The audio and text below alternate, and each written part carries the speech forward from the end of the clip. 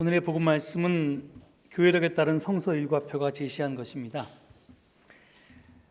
기장 서울로에 속한 담임 목사 몇 명이 매주 화요일마다 다음 주일 설교 준비를 위해서 모임을 갖고 있습니다. 저도 그 멤버 중 한 사람인데요. 지난 화요일에 이 본문을 놓고 목사님들이 고민에 빠졌습니다. 그 이유는 본문이 헌금에 대해서 말하고 있기 때문입니다. 한 목사님께서 당신은 평생 목회하면서 단 한 번도 헌금을 주제로 설교하지 않았다고 하셨습니다. 이유는 이미 헌금 생활을 잘하고 있는 사람에게는 새삼스레 헌금 설교가 필요 없고, 아직 헌금 생활을 잘 못하고 있는 사람은 헌금 설교 때문에 공연히 시험에 빠지기 때문에 헌금 설교를 하지 말아야 한다는 것입니다. 그러니까 이러나 저러나 헌금 설교는 무익하다는 것이 그 목사님의 주장이었습니다. 한편으로는 공감이 가면서도 다른 한편으로는 좀 꺼름직했습니다. 그러면 교인들은 언제 어디에서 헌금에 대해서 바른 가르침을 받을 수 있단 말입니까? 헌금에 대해서 자주 설교하는 것은 분명 문제지만, 그렇다고 헌금에 대해서 전혀 설교하지 않는 것도 미덕이라고 할 수는 없을 것입니다. 필요하면 이야기를 해야겠지요.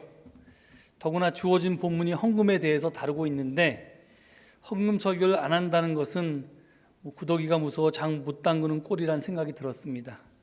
그래서 그냥 넘어진 김에 쉬어간다고 마침 오늘 본문이 헌금에 대한 내용으로 주어진 김에 헌금에 대한 설교를 제가 오늘 할까 합니다.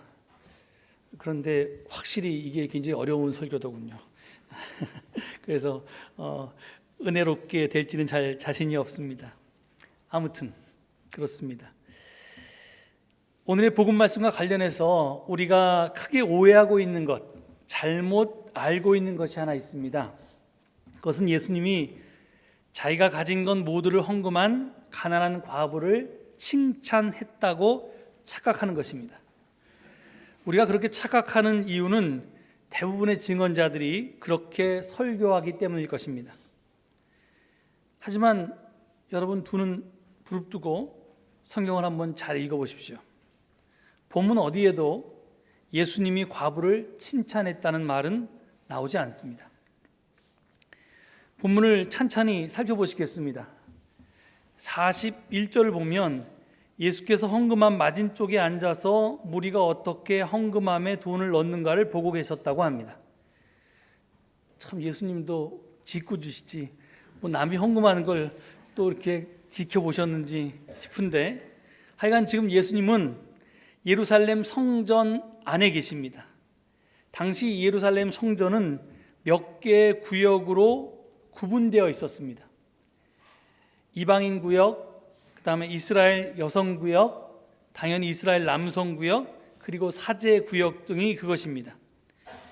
그러니까 안쪽으로 들어갈수록 아무나 들어갈 수 없었고요, 허락된 사람만이 들어갈 수 있었습니다. 이방인 구역에는 이방인을 포함한 모든 사람이 다 들어갈 수 있었고, 여성 구역에는 당연히 이방인들은 못 들어갔고 여성까지만 들어갈 수 있었고, 남성 구역에는 이스라엘의 남성들만 들어갈 수 있었습니다. 여성들이나 이방인들은 당연히 들어갈 수 없었고요, 사제 구역에는 제사장들만 들어갈 수 있었습니다.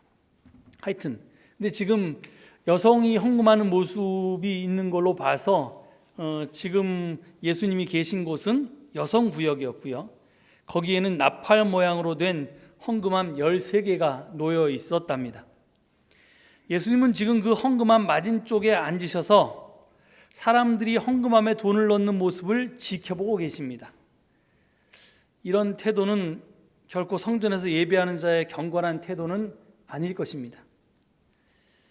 하여튼 예수님이 지켜보고 계시니까 여러 부자들이 와서 많은 돈을 헌금함에 넣었습니다. 그런데 한 가난한 과부가 와서 렙돈 2닙, 곧 한 고드란트를 넣었습니다. 이것은 당시 노동자의 하루 품삯인 한 데나리온의 100분의 1쯤에 해당되는 금액입니다. 요즘 올해 우리가 최저임금이 하루에 8시간 일하면 한 6만 원 정도 좀 넘습니다. 그러니까 그것의 100분의 1이니까 6천 원도 아니고 600원 정도 되니까요. 뭐 우리 돈으로 환산하면 한 500원쯤 될까 싶습니다. 근데 여기서 질문이 생겼습니다. 예수님은 어떻게 가난한 과부가 드린 헌금의 액수를 정확히 알고 계셨을까요? 신통력이 있어서 이렇게 보셨을까? 보통 우리가 동전을 헌금할 때는 그냥 손이 좀 부끄럽기도 해서 주먹 속에 동전 두 입을 꽉 쥐고 있다가 헌금함에 살짝 이렇게 넣으면 아무리 가까이서 보아도 얼마를 헌금했는지, 그것이 100원짜리 동전인지 500원짜리 동전인지 아니면 10원짜리 동전인지 알 길이 없습니다. 그런데 예수님께서 동전 두 잎이라고 그렇게 분명하게 말씀하셨습니다. 이 질문에 대한 답이 궁금해서 제가 좀 찾아봤더니 당시의 헌금 방법에 대해서 알면 쉽게 알 수 있는 그런 일이었습니다. 당시 성전에는 헌금 당번 사제가 있었답니다. 그래서 헌금할 사람이 도대체 얼마를 헌금하고 또 어떤 목적으로 헌금하는지 이것을 조사하는 당번 사제가 있어서 모든 사람들은 줄을 서서 그 당번 사제 앞으로 나옵니다. 그래서 이제 예를 들어서 그 사제가 그 사람이 나오면 어느 곳에 쓰일 헌금을 얼마나 드리시려고 하십니까? 이렇게 물으면 뭐 가난한 사람들을 위해 제가 100달란트를 헌금하겠습니다. 이렇게 대답하면 그 사제가 헌금을 받아서 그걸 센답니다. 100달란트가 맞나? 그래서 액수를 확인한 다음에 그럼 이건 가난한 사람들에게 드릴 헌금이니까 저 두 번째 헌금함에 가서 이 돈을 헌금하십시오. 이렇게 이야기하면 그 헌금자가 봉헌자가 그 돈을 받아가지고 가서 이 두 번째 헌금함에 넣는 것이 헌금의 절차랍니다. 그러니까 예수님께서 조금 떨어진 곳에 계셨어도 그 과부도 사제 앞에 가서 담당 사제 앞에 가서 어떤 목적으로 얼마를 헌금하는지 이야기했을 테니까 그 이야기가 들릴 정도의 거리였다면 아마 정확하게 헌금 액수를 알 수 있었을 것입니다. 이런 식으로 요즘도 헌금하면 글쎄 어떻게 될지 모르겠어요. 근데 하여간 그런데 예수님은 과부가 랩돈 두 입을 헌금함에 넣는 것을 보시고는 제자들을 불러놓고 이 가난한 과부가 그 누구보다도 많이 헌금했다고 말씀했습니다. 다들 넉넉한 데서 얼마씩 떼어 넣었지만 이 가난한 과부는 가진 건 모두 그 생활비 전부를 털어 넣었기 때문이라고 했습니다. 여러분, 이것이 칭찬입니까? 이게 칭찬으로 들릴 분들도 계시겠지만 제가 듣기에는 그건 아닙니다. 그냥 객관적인 사실을 말씀하신 거고요. 상대적인 평가를 내린 것입니다. 정확히 본인들만이 알겠지만 하여간 부자들이 만약에 10배 1조를 드렸다면 과부는 10에 10조를 드렸기 때문에 절대적인 헌금 액수를 보면 부자들의 헌금이 더 많았겠지만 상대적인 비율로 보면 과부가 더 많이 헌금했다라고 하는 것이 예수님의 평가였습니다. 또 부자들은 가진 것의 일부를 헌금했지만 과부는 가진 것 전부를 털어 넣었다는 사실을 예수님이 지금 지적하고 계신 것입니다. 저는 결코 이것이 칭찬이 아니라고 생각합니다. 이 이야기에서 예수님의 관심은 과부의 헌금 행위가 아니라 헌금제도 그 자체에 있다고 보아야 합니다. 성서율가표가 오늘 본문을 제시하면서 41절부터 제시하지 않고요 38절에서부터 본문으로 삼으라고 그렇게 제시한 이유도 바로 여기에 있습니다. 38절부터 이렇게 되어 있습니다. 예수께서 가르치시면서 이렇게 말씀하셨다. 율법학자들을 조심하여라. 그들은 예복을 입고 다니기를 좋아하고 장터에서 인사받기를 좋아하고 회당에서는 높은 자리에 앉기를 좋아하고 잔치에서는 윗자리에 앉기를 좋아한다. 그들은 과부의 가산을 삼키고 남에게 보이려고 길게 기도한다. 이런 사람이야말로 더 엄한 심판을 받을 것이다. 지금 38절에서 40절까지 예수님은 율법학자들을 비판하고 계십니다. 당시 사제들은 제사를 주관했고요. 율법학자들은 하나님의 계명을 해석하고 적용하는 권한을 갖고 있었습니다. 이들이 당시 예루살렘 성전을 장악하고 있었는데 예수님이 이들에 대해서 매우 비판적이었습니다. 오늘 복음 말씀에서 보듯이 그들의 위선과 거칠애를 예수님은 가차없이 비판하셨습니다. 또 본문 40절에서 예수님은 그들이 과부의 가산을 삼킨다고 말씀하셨습니다. 과부는 율법의 보호를 받아야 하는 대표적인 약자 중 하나입니다. 구약 성서의 계명은 고아와 과부와 나그네를 돌보아야 한다고 말합니다. 예언자들은 이들을 돌보라는 계명을 지키지 않았기 때문에 선민 이스라엘이 세운 나라가 망했다고 선언했었습니다. 그런데 예수님은 성전을 장악하고 있던 율법학자들이 바로 과부들의 가산을 삼켰다고, 돌봐주질 못할 망정 그들의 가산을 삼켰다고 말씀했습니다. 어떻게 율법학자들은 과부들의 가산을 삼켰을까요? 그들은 어떤 수단으로 과부의 가산을 착취했을까요? 사기를 쳐서요? 강도짓을 해서요? 강제로 몰래 빼앗았을까요? 그렇지가 않았습니다. 그들은 하나님께 바치는 헌금이라는 명목으로 그렇게 했습니다. 제도를 통해서 합법적으로 과부의 재산을 뺏을 수 있는데 뭐하러 불법을 저지르겠습니까? 당시 예루살렘 성전을 장악하고 있던 제사장들은, 그리고 율법학자들은 헌금 제도라고 하는 합법적인 수단으로 과부의 가산을 뺏는 짓을 저질렀던 것입니다. 과부로 하여금 전 재산을 털어놓고 그것을 믿음의 행위로, 훌륭한 신앙으로 생각하게 했던, 그렇게 착각하도록 만들었다는 얘기입니다. 저는 예수님이 이런 과부의 행위를 칭찬하셨을 리 없다고 믿습니다. 오히려 예수님은 과부로 하여금 전 재산을 털어넣게 만든 당시의 성전의 헌금 제도를 비판하셨습니다. 과부의 모든 재산을 빼앗고도 나머지 한 푼까지도 더 바치도록 하는 이 살인적인 성전 체제를 비아냥거리신 것입니다. 오늘 본문 바로 다음인, 지금 우리가 성경의 장절이 구분되어 있어서 여기서 끊어졌는데 12장 이게 마지막이고요. 다음으로 넘어가면 다음 주 우리 설교 본문이 나오는데, 거기 보면 예루살렘 성전이 파괴될 것이다, 다 무너져 버릴 것이다, 이런 예수님의 선언이 나옵니다. 13장 2절에 보면요. 이것이 그렇게 계속되는 것은 다른 이유가 아닙니다. 우연이 아닙니다.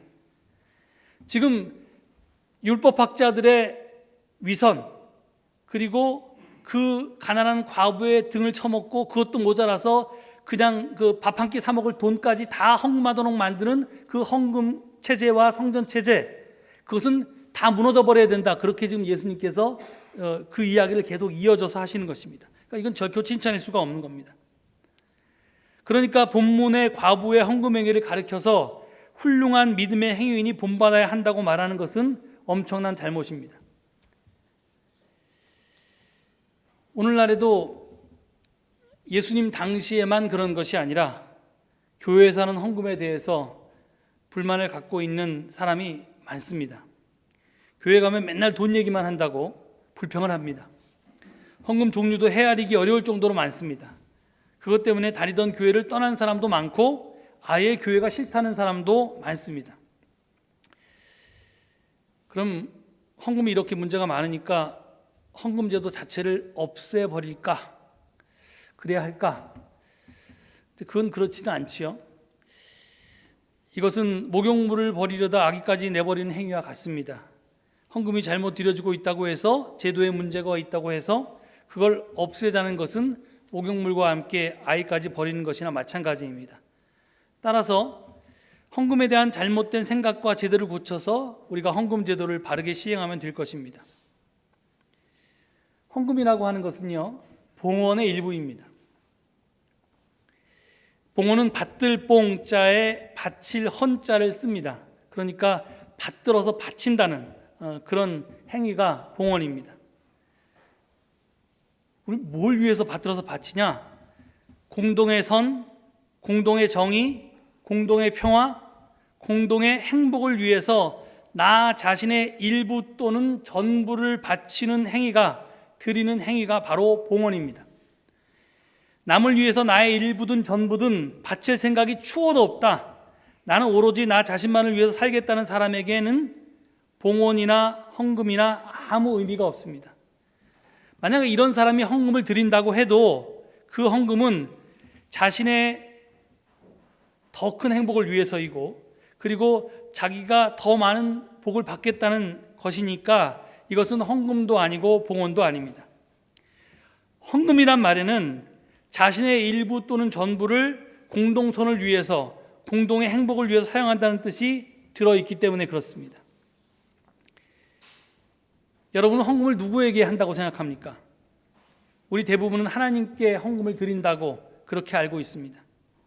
그렇다면 하나님에게 왜 하필 돈을 바쳐야 합니까? 하나님이 돈이 없어서요? 하나님이 하고 싶은 일은 많은데 돈이 없어서 할 수가 없으시니까 우리가 헌금을 하나요? 아니면 내 믿음의 크기를 증명하려고 헌금을 합니까? 돈의 액수와 믿음의 크기가 비례한다는 그런 이제 설교도 있고 그런 노래도 있으니까 하여튼 그런 것 때문에 헌금을 하냐 말입니다. 둘 다 아닙니다. 헌금은 하나님이 돈이 부족해서 하는 것도 아니고요, 헌금하는 사람의 믿음을 증명하려고 하는 것도 아닙니다. 그럼 우리는 왜 헌금을 해야 하는 걸까요? 헌금하는 이유와 목적을 바로 알아야 합니다. 그래서 사실 우리 질문을 똑바로 해야 되는데요, 바른 질문이 바른 대답을 가져오는데 헌금을 누구에게 하느냐 하는 것은 잘못된 질문입니다. 헌금은 누구에게 하느냐고 물어서는 안 되고요, 무엇을 위해서 하느냐고 물어야 맞습니다. 이것이 헌금에 대한 올바른 질문입니다. 하나님은 돈이 필요한 분이 아닙니다. 그래서 헌금을 하나님에게 한다는 대답은 옳지 않습니다. 헌금을 하면 하늘나라 은행에 예치되는 것도 아닙니다. 그래서 죽어서 하늘나라에 가면 내가 예치했던 헌금이 복리로 이자가 붙어서 더 많이 찾게 되는 그런 돈이 헌금이 아닙니다. 헌금은 하나님의 뜻이 하늘에서 이루어진 것처럼 이 땅에서 이루어지게 하기 위해서 우리가 기꺼이 바치는 돈입니다. 예수님께서 하셨던 일을 그분을 따르려는 사람들이 지금 여기서 계속하기 위해서 드리는 돈이 바로 헌금입니다. 하나님 나라를 위한 봉헌의 일부인 셈입니다. 헌금은 하늘이든 땅이든 어딘가에 예금해서 축적하는 돈이 아니라 하나님 나라를 이루기 위해서 예수 그리스도의 자유와 해방과 평화와 해방의 복음을 선포하고 실현하기 위해서 내가 소비하는 돈입니다. 따라서 헌금하는 사람은 그 돈을 어떤 식으로든 돌려받을 생각을 해서는 안 됩니다. 그 어떤 형태의 대가를 기대해서도 안 됩니다. 헌금의 대가가 붙으면 그것은 공공의 정의와 평화가 증진되고 공공의 행복이 확산돼서 다 같이 행복을 누리는 것 이상도 이하도 되어서는 안 됩니다.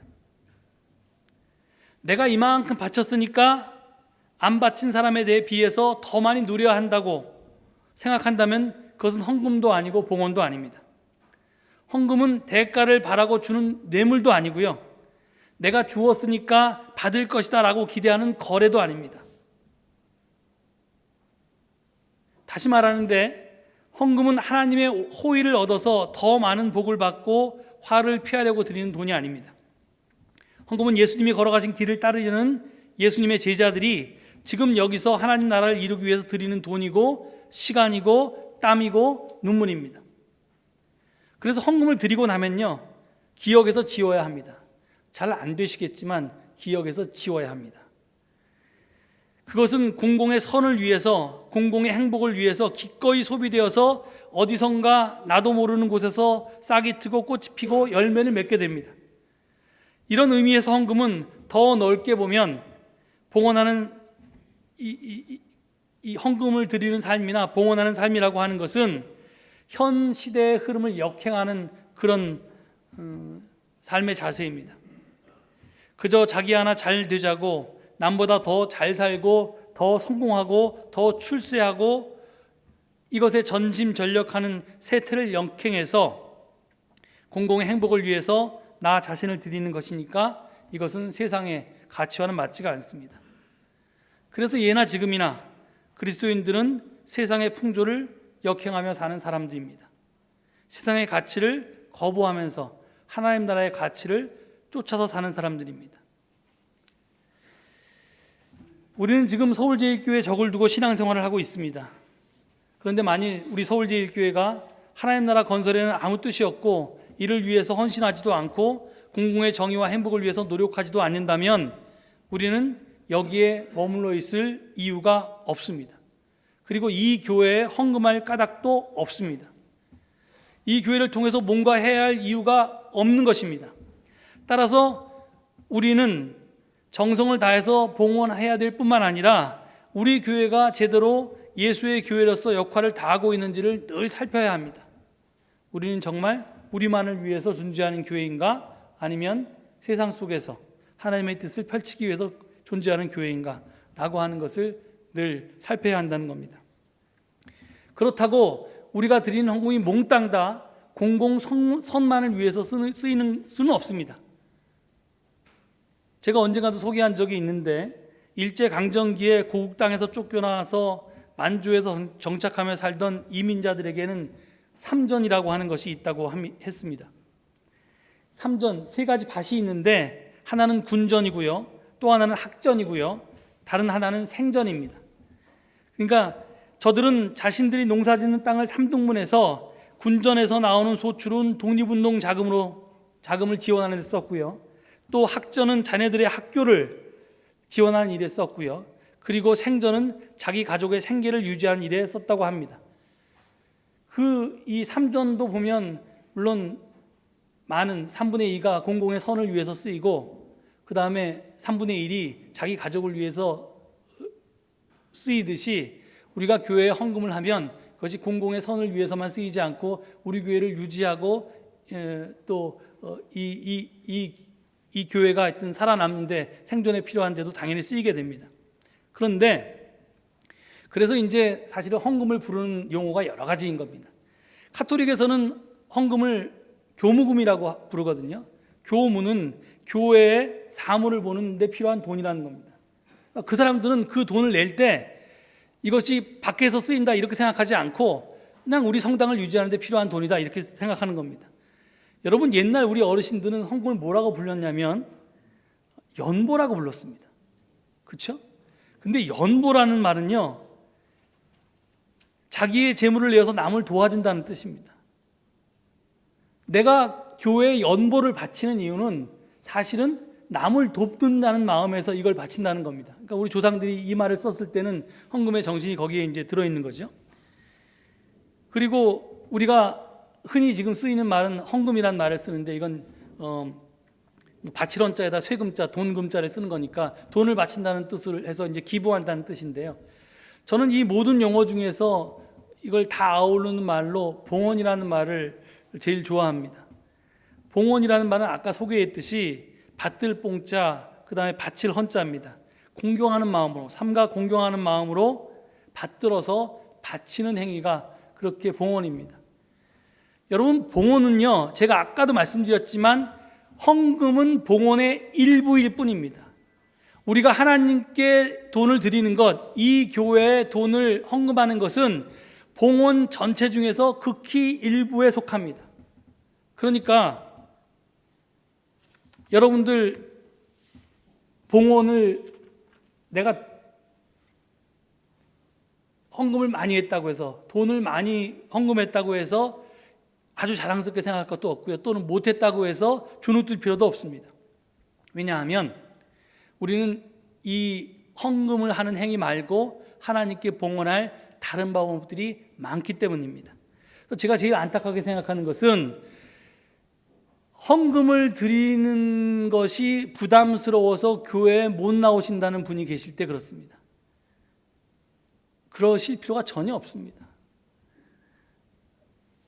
헌금을 드릴 수 있는데도 안 드리면 좀 문제가 되겠지만, 내가 드릴 수 없는 형편과 처지에 있다면 그런데 구애받지 마시고, 내가 어떤 다른 것으로, 돈이 아니면 시간이나 봉사나 열정이나 헌신이나 뭐 여러 가지 다른 방법으로 하나님께 나 자신을, 내 것을, 하나님께서 나에게 허락하신 것들을 되돌려 드릴 수가 있을까 하는 것을 고민하시면 됩니다. 그래서 여러분은 어떤 경우에서든지 그런 데 주눅 들지 마시고 열심히 신앙생활 하시면 됩니다. 제가 이 예배 순서와 관련돼서 여러분들에게 꼭 말씀드리고 싶은 것이 있습니다.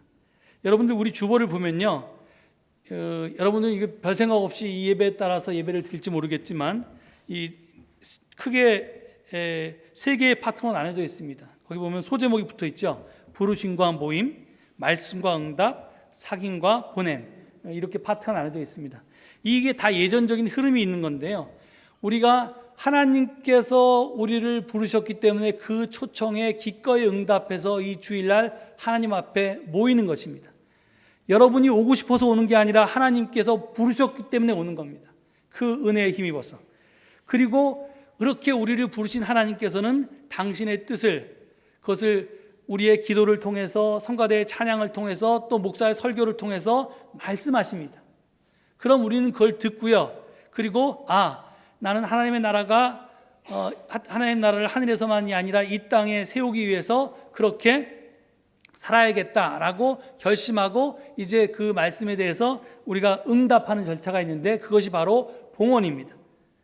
그래서 봉헌을 드릴 때는요, 하나님께서 우리를 부르시고 초청해 주시고 예배에 참석하게 하시고 우리에게 삶의 지침을 주셨기 때문에 그런 하나님께 나의 삶을 바치겠습니다라고 하는 우리의 결단을 실어서 다 일어나서 이 봉헌송을 부르면서 이 헌금을 하는 겁니다. 그래서 제가 이걸 헌금송이라고 하지 않고 봉헌송이라고 하는 것은요, 여러분들이 그 안에 여러분의 돈이 담겨 있지 않더라도 나는 나의 기도로 이 교회를 위해서, 또 이 세상을 위해서 봉헌하겠습니다, 나는 내 시간을 쪼개서 봉헌하겠습니다, 나는 내 노력을 통해서 봉헌하겠습니다 라고 하는 여러분의 삶의 자세를 담가서 신앙 고백을 하시라는 뜻입니다. 그래서 그렇게 하고 우리가 하나님께 결단을 하면 하나님께서 우리를 다시 세상에 보내신다는 겁니다. 이것이 우리 예배의 흐름입니다. 그 사이에 우리 성도들의 친교도 여기 들어와 있지만요,